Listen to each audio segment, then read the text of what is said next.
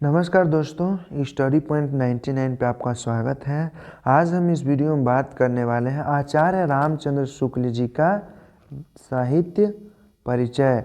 जो आचार्य रामचंद्र जी का साहित्य परिचय है वो यूपी बोर्ड क्लास 12th के एग्ज़ाम में हर बार मतलब ज़्यादातर रामचंद्र शुक्ल जी का ही साहित्य परिचय पूछा जाता है। साहित्य परिचय के साथ साथ इनकी रचनाएं भी पूछी जाती है। तो आज हम इस वीडियो में दोनों बातों की चर्चा करने वाले हैं। आपको पता होगा कि जो साहित्य परिचय होता है वह 4 नंबर का पूछता है और 2 नंबर की उनकी रचनाएं यानी टोटल 6 नंबर का पूछता है।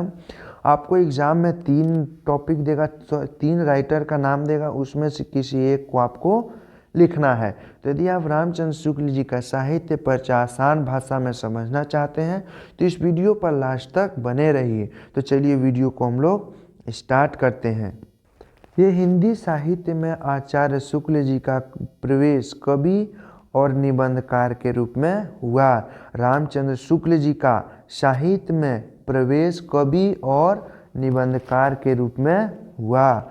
आगे देखते हैं। इन्होंने अंग्रेजी और बांग्ला भाषा के कुछ सफल अनुवाद किए। इन्होंने रामचंद्र शुक्ल जी ने अंग्रेजी और बांग्ला भाषा के कुछ सफल अनुवाद भी किए। आगे क्या है, बाद में आलोचक के क्षेत्र में पदार्पण किया। पदार्पण का मतलब क्या होता है? पदार्पण का मतलब होता है प्रवेश। बाद में आलोचना के क्षेत्र में भी प्रवेश इन्होंने लिया।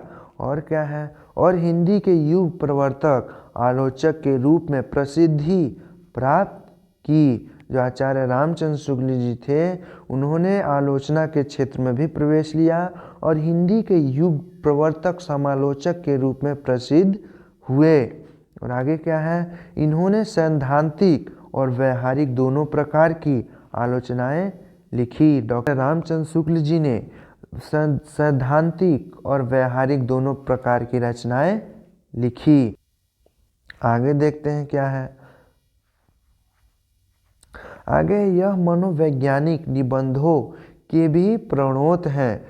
आचार्य रामचंद्र शुक्ल मनोवैज्ञानिक निबंधों के भी प्रणोत हैं। चिंतामणि निबंध इसकी कोटि है, यानी कि आचार्य रामचंद्र शुक्ल जी ने वैज्ञानिक निबंध भी लिखे। उसका उदाहरण क्या है? चिंतामणि।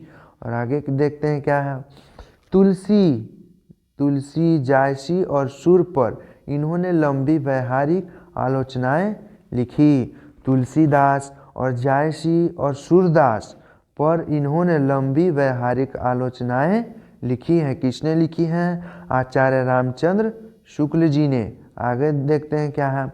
आगे इन्होंने हिंदी साहित्य का इतिहास लिखकर लेखन की परंपरा का सूत्रपात किया।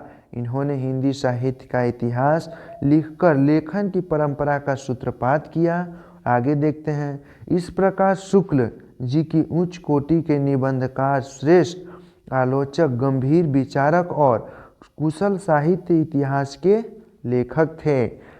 इस प्रकार शुक्ल जी उच्च कोटि के निबंधकार थे, श्रेष्ठ आलोचक और गंभीर विचारक और कुशल साहित्य इतिहास के लेखक बन गए थे आचार्य रामचंद्र शुक्ल जी। आगे देखते हैं क्या है। निबंध के क्षेत्र में उनका कोई सानी नहीं रहा है। निबंध के क्षेत्र में इन्होंने अपना कोई भी प्रयास नहीं छोड़ा है। सानी का मतलब प्रयास। निबंध में इन्होंने अपना कोई भी प्रयास नहीं छोड़ा है। आगे देखते हैं क्या है। आगे अतः इनको निबंध सम्राट कहा जाए तो कोई आयुक्ति न होगी। अगर इनको निबंध में सम्राट कहा जाए तो भी इनको कोई भी आयुक्ति न होगी, क्योंकि यहाँ पे हमने बताया निबंध के क्षेत्र में उन्होंने अपना कोई भी प्रयास नहीं छोड़ा। अपना पूरा जी जान लगा करके निबंध के क्षेत्र में वह आगे बढ़े, इसलिए निबंध का सम्राट कहना उनको कोई भी आयुक्ति नहीं होगी। आगे देखते हैं क्या है। इसलिए इनका नाम हिंदी साहित्याकाश में सितारे की भांति दैदीप्यमान है और रहेगा। इसलिए जो रामचंद्र शुक्ल जी का साहित्य इतिहास में इनका नाम अमर और फैला रहेगा।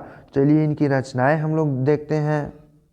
रचनाएं या कृतियाँ उनकी जानते हैं। पहला उनकी कृति निबंध हम लोग जानते हैं। उनकी निबंध क्या क्या है? देखिए उनका निबंध है संग्रह चिंतामणि भाग 1 और विचार विधि। जो चिंतामणि है वो बहुत ही इम्पोर्टेंट है, एग्जाम में हर बार पूछा जाता है। और एक निबंध क्या है? विचार विधि। और इतिहास क्या है? इतिहास हिंदी साहित्य का इतिहास, हिंदी साहित्य का इतिहास आचार्य रामचंद्र शुक्ल जी ने इतिहास के रूप में लिखा। और इनकी आलोचना क्या है?